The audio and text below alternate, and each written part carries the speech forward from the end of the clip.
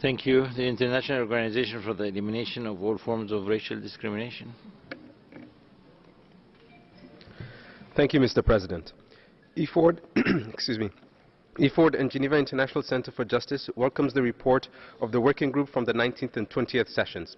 While we agree that the Sustainable Development Goals address intersectional racial discrimination on people of African descent and can help eliminate such discrimination, we also agree that the Durban Declaration and Program of Action is vital in terms of addressing adequate guidelines and recommendations for the elimination of racism and racial discrimination.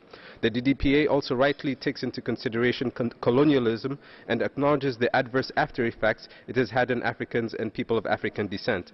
Historic injustices have contributed to various forms of poverty and persist in putting up barriers and obstacles towards the full enjoyment of human rights and the right to development. Without addressing and acknowledging these negative impacts, the Sustainable Development Goals will remain a far-fetched objective for people of African descent.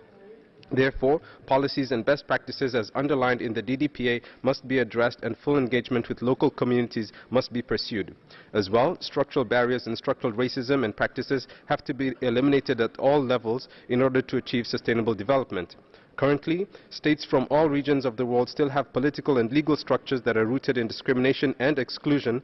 Thus, we ask the working group if these restrictions will be thoroughly addressed and scrutinized, and what immediate measures can states and members of civil society take to eradicate these restrictions. Finally, how can the SDGs and the DDPA be fully implemented in tandem at the governmental and political level? Thank you.